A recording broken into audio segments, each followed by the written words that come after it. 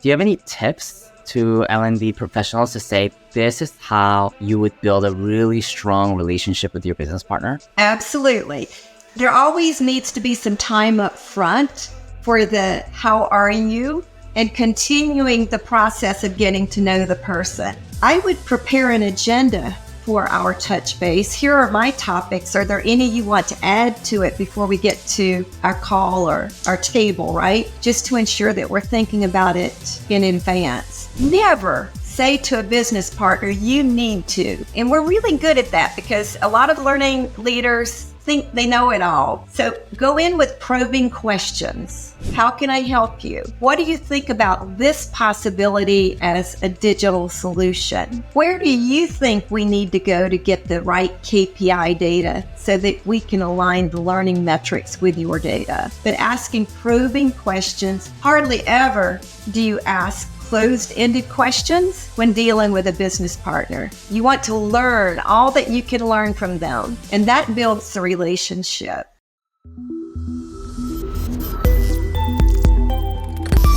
Martha, so great to have you today. It's been really awesome to meet you through the EdTech Week's speaker network. And getting to know you prior to this call has been really wonderful, just hearing about your really diverse career storyline. So thanks for joining to share a little bit about your insights today. Vance, it's absolutely my pleasure. And I have really enjoyed getting to know you. Awesome. Well, I think I can't start this conversation by asking you your incredible career experience that spans through so many industries. And you ultimately have really kind of grown into this L&D executive that's led hundreds of employees near the end, and now transitioning into advising startups and consulting and so on. I would love to hear a little bit about your motivation that has gotten to build a career that you have. Yeah, so that's a really great question, and it warrants a little bit of a long answer, Vince, because it has indeed been a lot of years. But when I was younger and before I even finished high school, I always knew I wanted to be in education and I wanted to teach. I wanted to help others through that career. And in doing so, I didn't pursue the right education to earn the right to teach out of college. I kind of took the school of hard knocks in getting there. So I worked for the Army for 25 years. And during that time, I had the opportunity to go through an internship where I learned to validate the programs of instruction. We call them lesson plans in most environments, but I would validate those. I would go into the classroom, ensure that the soldiers had safe learning environments, that the learning was appropriate, that hands-on experiences were what they needed to be so that the soldier could be the best he could be and the safest she could be when in battle or when in activities that the Army had them doing.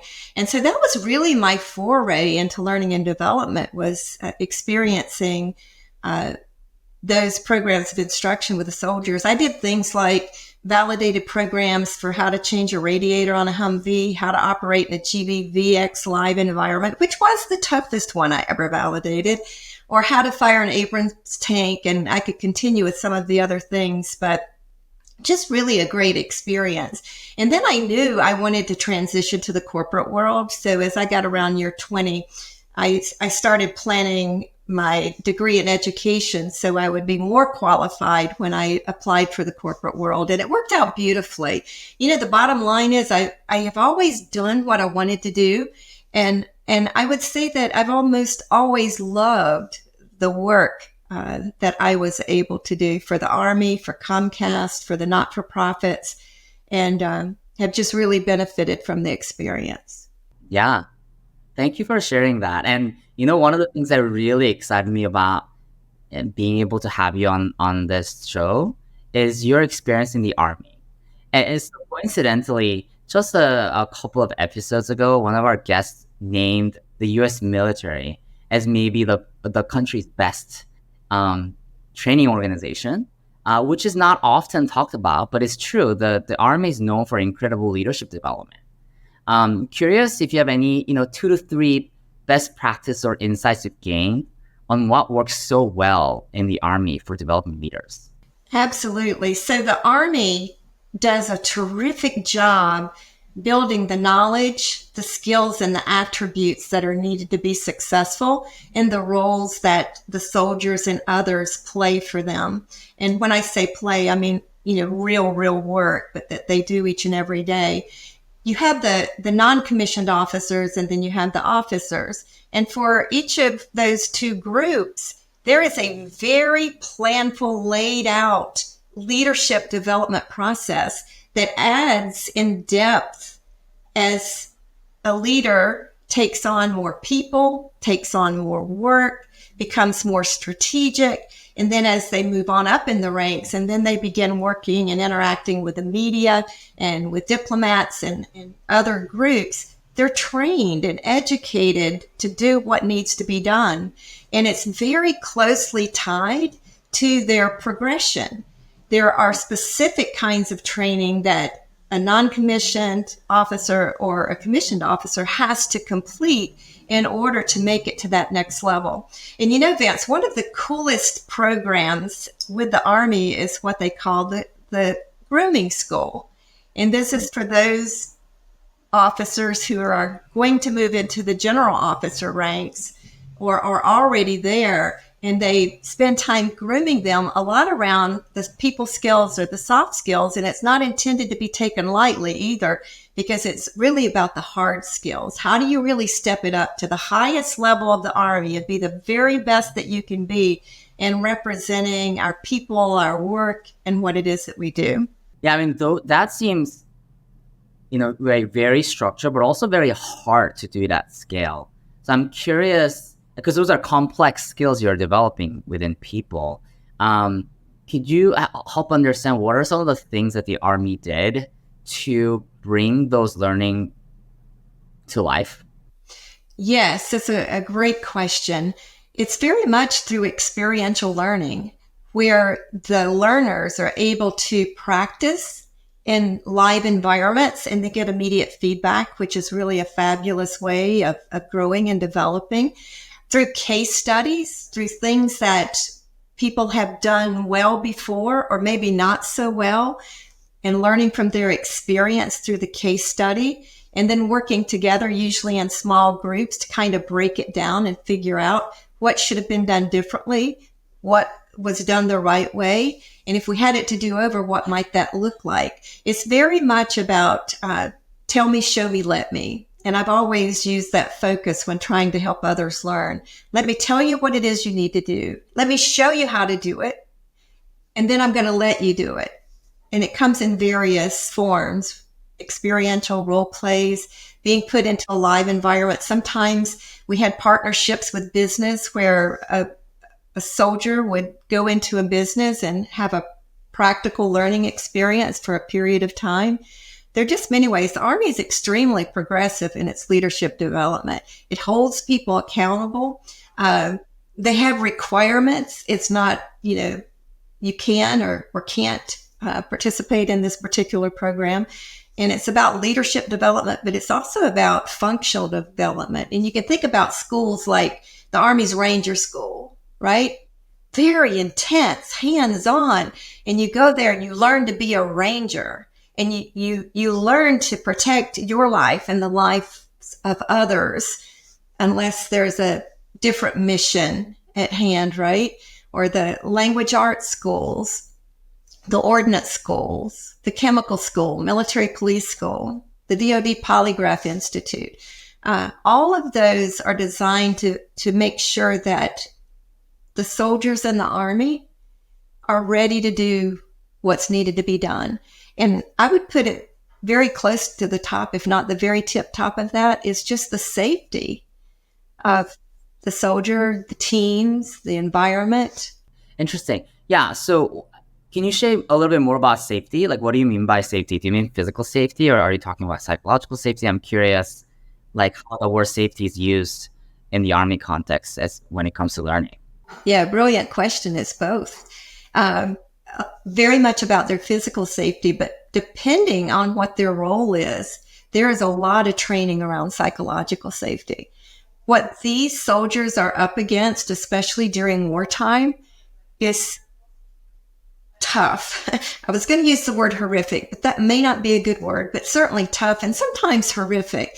And it's our job as civilians working in the Army, or all of those people who are active duty with the Army, really doing everything they can do, from the writing of a lesson plan to the delivery of that, to ensure that the soldiers are equipped mentally and physically for the work that has to be done.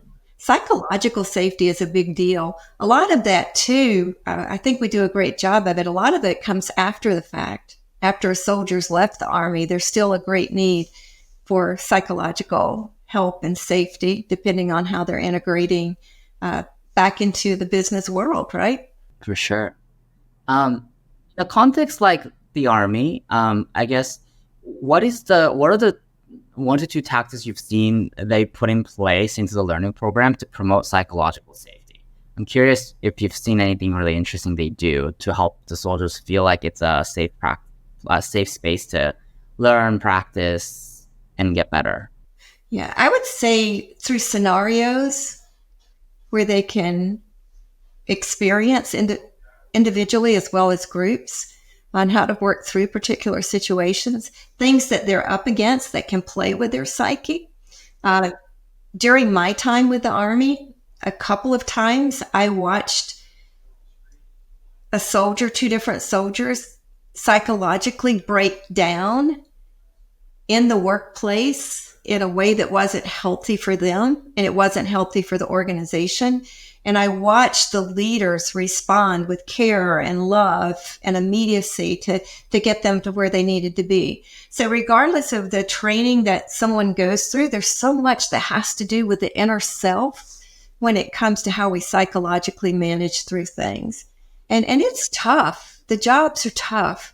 They're meaningful, and almost always people are there because of a love for country or a love for the work.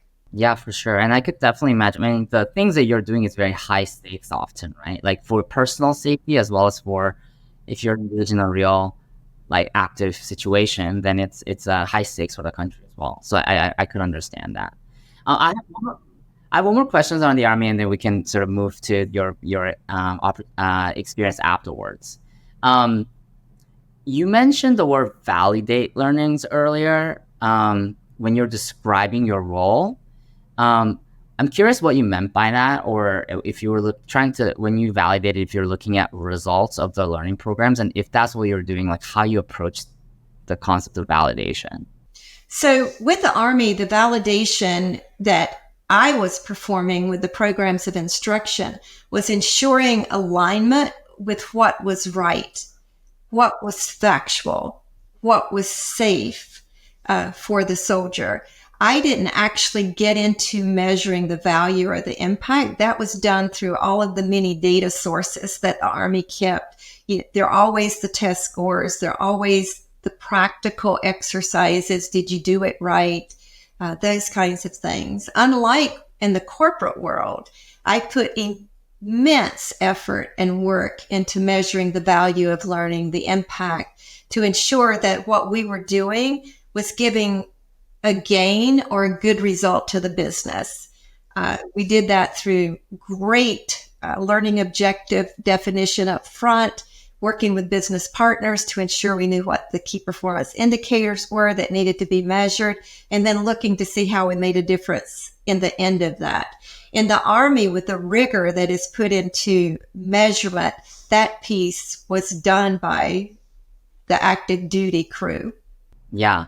Okay, let's actually get into that, because it's a good segue to understanding your transition from the Army to the private sector at Comcast. I guess maybe the first broader question is, when you transitioned from the Army to the Comcast, were there any things that you said, wow, this is similar, versus, wow, this is very different contextually and I have to adjust? And then afterwards, I'll ask you questions about measurement. Sure. Well, I had two absolutely eye-openers when I first got to Comcast. And one of them was my first day on the job. I asked for an organizational chart, an org chart, so that I could see the layout of the company and who reported to whom. And the executive I asked for that laughed at me. I said, what do you mean an org chart? We don't have org charts. I said, how can you not have an org chart? This is a big company and big business and a lot of customers. And over time, we eventually had org charts. But when I first got there, I had to build my own org chart by just figuring out who reported to whom so that I could understand who to engage with, who to build relationships with, that kind of thing. And I thought that was really a big deal. And that's a story that I've told many times. But business progresses, and Comcast progressed immensely over the almost 20 years that I was there, and a really smart company doing great things. And I was really proud when they did get to an org chart. I'm going to tell you one other thing too that was a big aha for me. When on my first day there, I was walking down the hall next to what we call a call center, and I noticed all of these pictures of different shows and movies and so forth framed in really large frames on the wall. And some of them were just a little risque, nothing that was like totally inappropriate, but a little risque. And I said, how did you get by with having these kind of pictures on the wall? And I quickly adapted. It's the business we were in, right? And it was appropriate. But with the Army, despite what you see, sexual harassment was totally not tolerated if it was known about, and we had great sexual harassment training. But I was so used to that rigor and that strictness. And then I walk into this environment, but it was okay. I had to adapt. And that's one thing about moving or pivoting from one industry to another. You have to learn to adapt. Right. And the culturally, obviously, very different. And the Army especially has a very distinct organizational culture and by necessity. And so I can understand the shock that you might have felt in some of these areas. Yeah, I guess I would love to dive a little bit more into the measurement piece you talked about. Measuring the ROI of learning is one of those really difficult challenges that many organizations face. From my understanding of my conversation with you, you've done a lot of the rigorous work around this. Some of the concepts taken from how the Army does it, and that you've sort of tailored it and rolled it out. So I'd love for you to sort of dig into it. So first of all, I guess, do you have some underlying principles that you have when it comes to measuring the ROI of learning or the impact of learning? Sure. So let me go back to the Army for a second, and then I'll make the transition to your question. Working for the Army for 25 years, when I walked out of there, I was absolutely awesome at planning work around a problem or something that needed to be built or done, planning it, then executing on the plan, getting the work done, and then evaluating. Did what we do what it was intended to do? Is the business better off or not as a result of that work? So because I could plan, execute, evaluate on a dime, it made it really easy for me to measure the impact of learning at Comcast. And in doing so, looking at the broader picture, one of the things that I knew was really critical was business alignment and having my seat at the table with the business partners who were actually running the functions that met the needs of the customers. I was a support team, right, with learning, development, and talent. We didn't bring $1 of revenue into the organization, but we influenced almost every dollar that came in through the training solutions that we would provide. So I would ensure a seat at the table with my business partners, understand what was really important to them, where their pain points were. Some people say, don't use the word pain points. They're pain points, right? Where you're trying to figure out some things to make them work differently. And then building learning solutions or interventions around what that pain point or that need was. And if you do it right and define your objectives up front with your business partner, what you're going to tie to, it makes measurement really easy. What's tough right now, and what was tough during my days at Comcast, was that it's not always easy to connect the business data to the learning data. We're getting smarter at that, but businesses are still struggling with that in a lot of ways. But once you get that connection, it's very easy to tell the story of the impact. And measuring sales is easy. Did sales go up or down, right? And so I kind of sometimes just put that one in the corner because it's so easy, because I want to get at all of the other critical work that has to be done around the customer experience. And did you reduce the number of calls that had to come into the call center because you solved a problem? Or did you reduce the number of times that a technician had to get in his or her truck and go to a home to further repair something that didn't get done right the first time? But in doing all of that, and I'll pause here in a second, I built a training program for all of my team members on how to measure the value of learning and to tell the story, because just measuring it is a piece of it. You've got to be able to tell that story around what it was that was solved and what the difference was at the end of the implementation.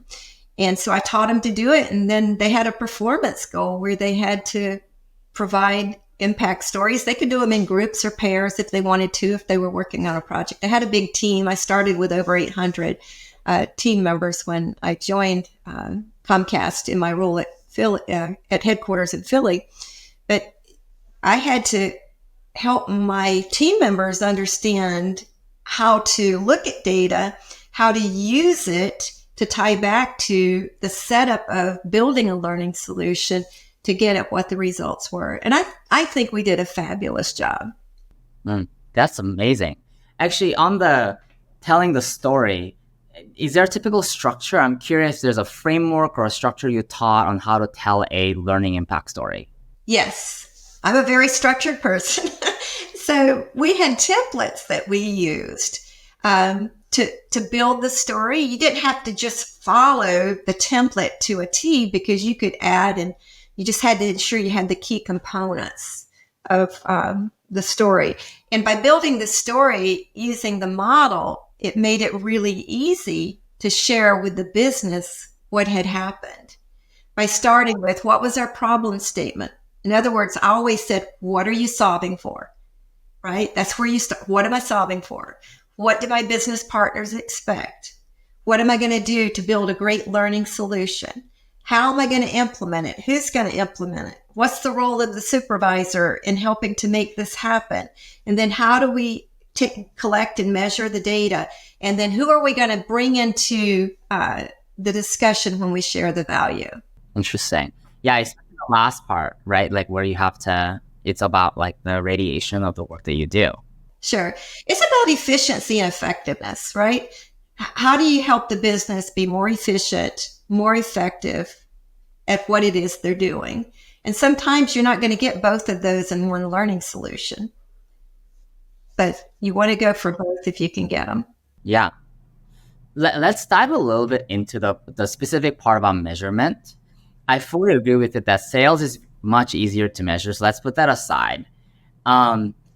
Could you give a specific example of a particular business problem that you were influencing through L&D that was tricky to measure? And how did you apply your framework of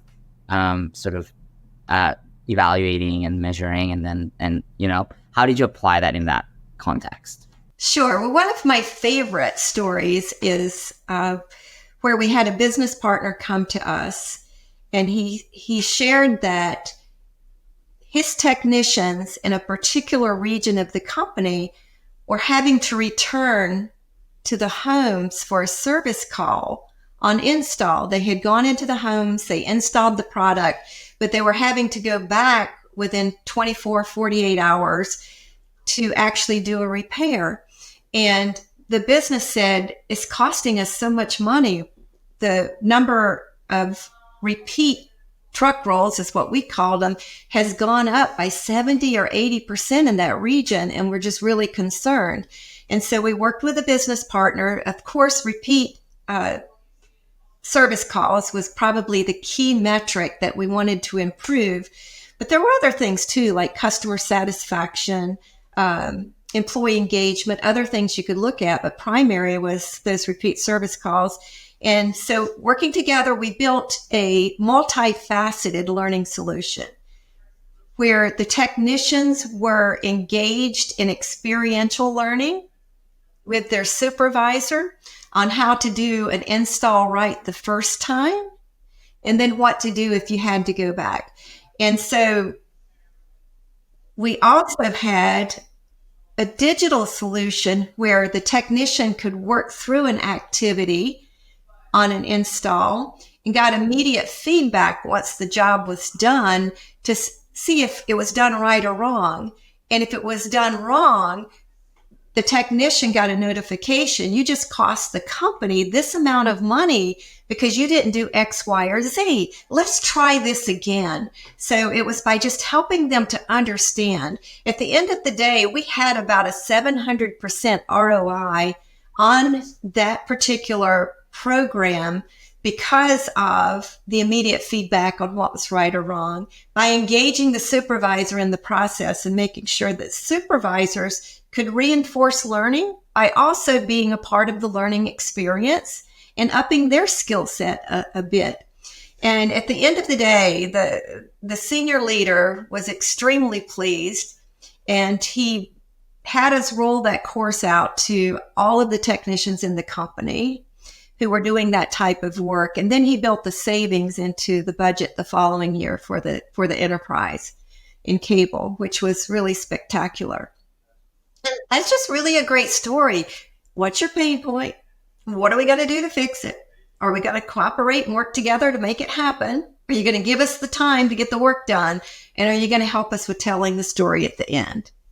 I love that because it was such a tangible business impact that you were driving with them.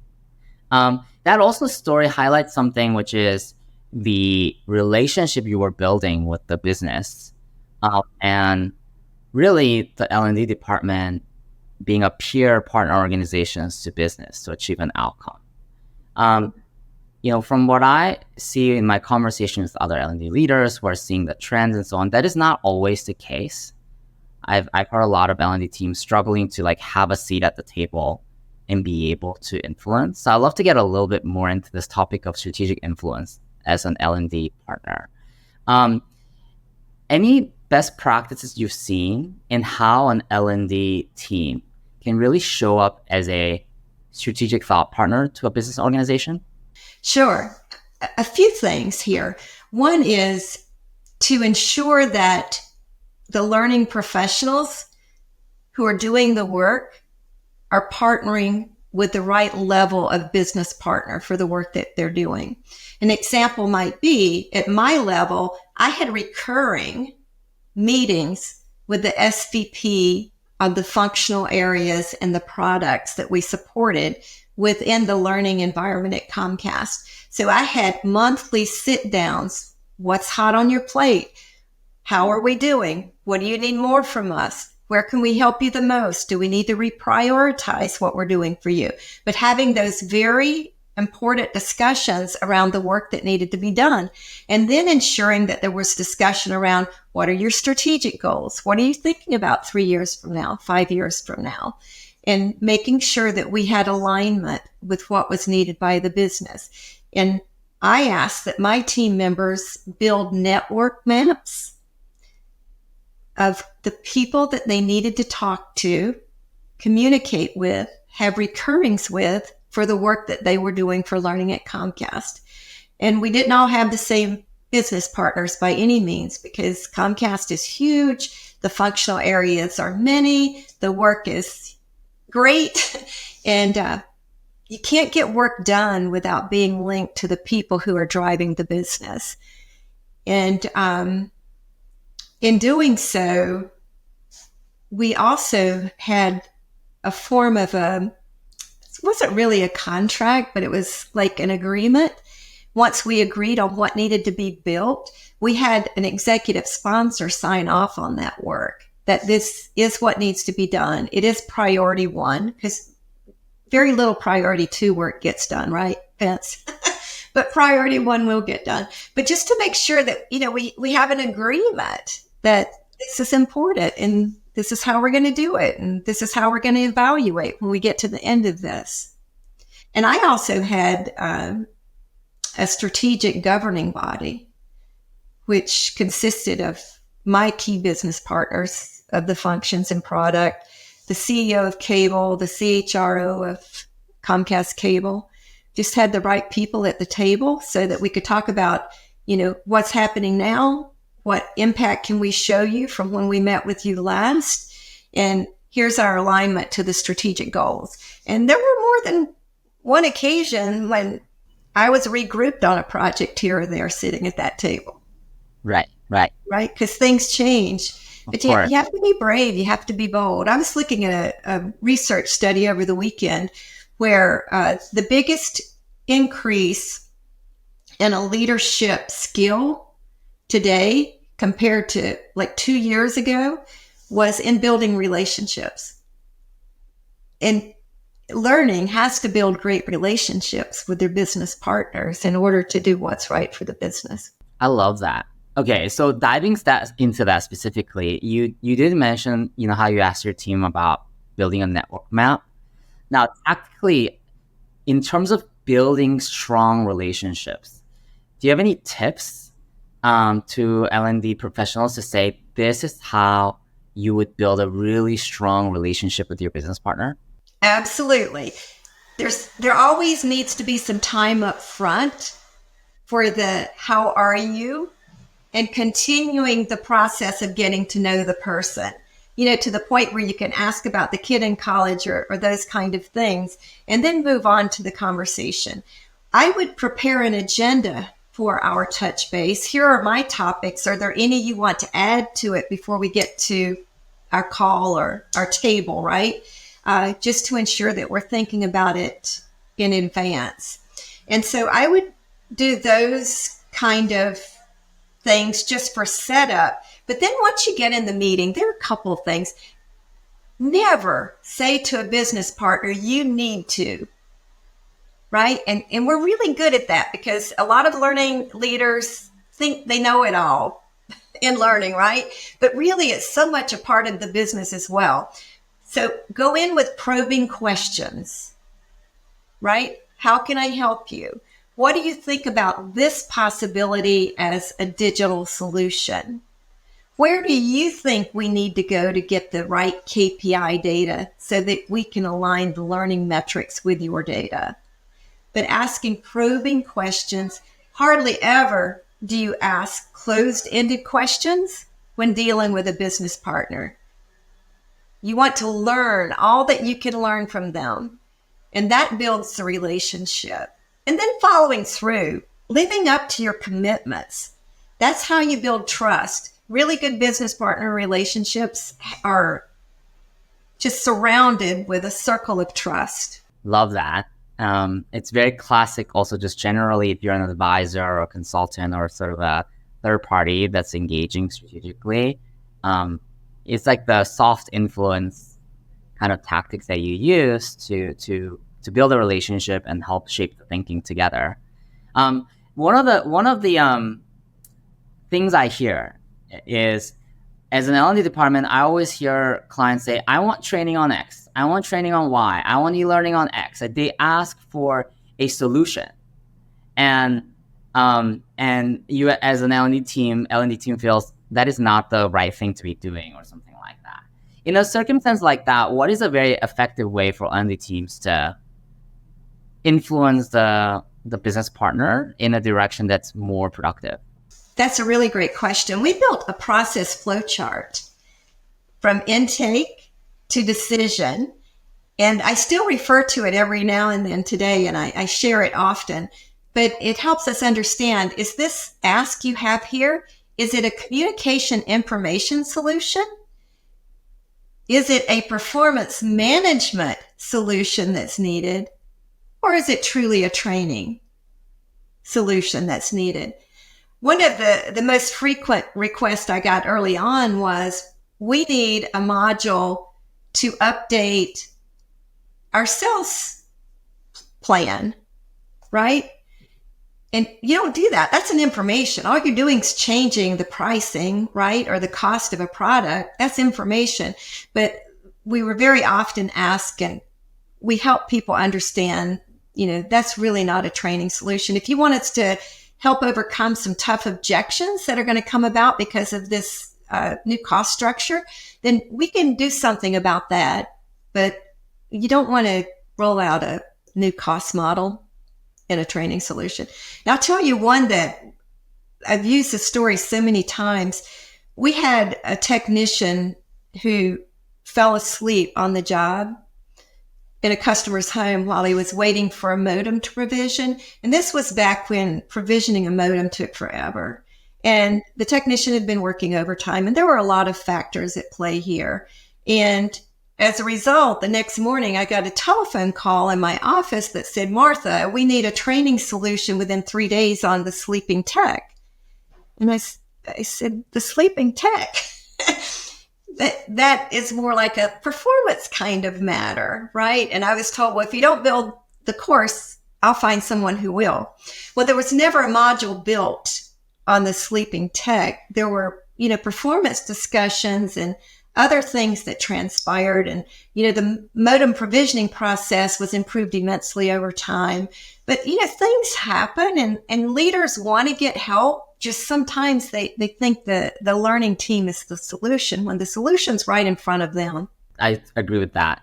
I mean, one thing that I've seen that doesn't happen only in L&D, but just in general, let's say in product development and so on, is people tend to request, like when they say something, they actually say, I want X, and they actually say like a solution form. But oftentimes it's really helpful for the person to actually say, okay, but can you tell me the underlying thing that you are trying to solve? Because then once you tell me the problem, I can actually help you think through the right solution. And so training is such an easy thing for people to say, I need a training on X or Y or Z. But in many cases, training is not the solution. It's something else, as you're saying. And so it seems like an L&D team is all about helping them reframe, okay, tell me what you're actually trying to solve. And then let's talk about my approach. I love that, always. That's the beginning of the conversation. Right. And it's just helpful for an L&D team, it seems like, to actually educate the partners to say, hey, like, you will get more in this engagement if you frame the thing as the problem that you're facing, less the solution, because then we can come back with something that's better for you, instead of like an actual car versus a faster horse, if you will, for given the situation. Absolutely. And moving to a solution too quickly is usually the wrong solution. Right. To your point, what are you solving for? Yeah. I would like to, in the last few minutes, maybe be a little bit more forward-looking. And especially because you yourself have now transitioned out of Comcast and you're going into startup advising and doing a lot more on kind of a smaller scale, but like innovative side of things. You have built such rich understanding of what it takes for people to learn, what it takes for organizations to launch learning programs at scale. And you're seeing all these technological innovations happening now around the learning fields. Of course, AI is a big one, but there are other technologies that's been coming around to elevate this field. What are you most excited about in the emerging sort of evolution of the L&D field for the next 5 years? Got it. So I think that the digital solutions that we are building today are answering the call from our learners and finding better ways to give the learners just what they need rather than giving them a whole solution is really spot on. And I think when we look at ChatGPT or some of the other software that we're using, it really is rendering very meaningful information from a learning perspective. What is missing, though, is the opportunity to experience. And so I think when we can take great digital learning and link it to some type of experiential, and it doesn't have to be in a classroom, there are many ways of doing it. But when we can do that so a person can actually do it, then you're going to have a better impact on whatever it is that that particular employee is doing in the workplace. I think that we have to become more versatile in our thought processes and also in our trust level of our employees. And I'll explain that to you, Vince. I think that from 2020 to the beginning of 2023, we showed our employees that we trusted them immensely. We're going to let you work out of your homes. We're going to give you the equipment that you need there. And really, at the end of the day, were there any major productivity issues that were expressed or shared by any businesses? People rallied behind that common goal of just keeping the business going. So how do we leverage those experiences and trust our learners to learn more on their own or more in the flow of the work that they're doing or more with their peers than in a textbook? What can we do to really open up the opportunity to learn more freely? Especially like from an onboarding perspective, there's so many ways to improve the way we onboard employees, not just in the HR pieces, but in building the basic skills or applying the basic skills that they need to do the work they're doing. I think we've got to really turn our organizations upside down strategically because people aren't going to work the way we used to work. We're not going to learn the way we used to work. We're already in the transition of doing it differently. We're challenging degrees today. I'm in a think tank where we're looking at, how organizations and business bodies are challenging. Do you really need that degree? Or how's it going to help you? Why would you do it? What's another way of building the skills? People just don't want to work the way that they've been working. They want new ways of doing things. They want more freedom.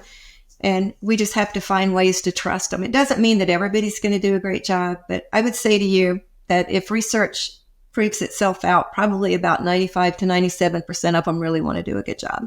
I love that. So I think the general theme that I heard was technologies pushing the envelope on like providing the learners what they need, but you see an opportunity to further elevate great learning experience that fits what the learner needs and how they prefer to learn.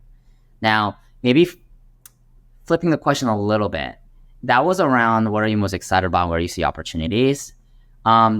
Anything about the learning field and the field of L&D and where it's moving today and how it's adopting technologies like AI that makes you feel this is not the right direction we should be going and you kind of wish the industry was evolving differently? Probably, if I have a concern, it is that we don't have standards to define what is appropriate. And an example of that might be, just say that we're rolling out 5G in a business, right? And we have a learning solution and we're letting people know what it is, right? And how it works. We can go and use AI to help build that learning solution. But if it doesn't align with what our particular company is doing and planning to do, and especially with its rollout plan and how it compensates and so forth, then we can distribute a lot of bad information that can drive a negative impact on the business. I know that during, my time leading learning, there was an example where someone changed content for one of our rollouts of a very complicated business solution. And it resulted in major repeat work because someone wasn't using a trusted source. And so that's my biggest concern. I don't think we should overcomplicate it, but I think there has to be a way to ensure that what's being used is being used factually. I will say to you, though, I've used it to help build a couple of programs for a company that I'm helping out. And I was like totally amazed at some of the great information. It was almost like I had written it because it's so aligned with what I knew and what I would teach and that kind of thing. But AI is more than that. AI is about the use of big data. It's about the use of content. It's about how we use people's facial features and their voice.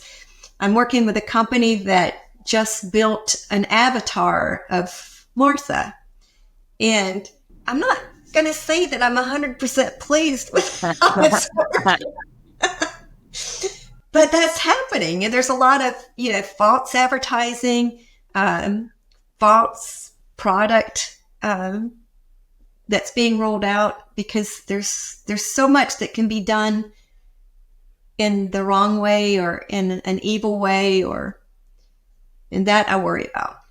Yeah, definitely spreading of misinformation or just not the right one because it's taken from such generic sources seems like a big thing we need to watch out for. Well, Martha, this was really wonderful. Thanks for taking the time to share such rich experiences across industries. And I definitely learned a lot from you in terms of, okay, well, how does a place like Army does in our leadership development, and how do you measure impact, and how did you take that and translate it to Comcast and so on? And so appreciate the conversation today. My pleasure, Vince. And I hope to meet you in person soon. Yeah, in New York when the EdTech Week happens. You got it. Thank you. Thank you.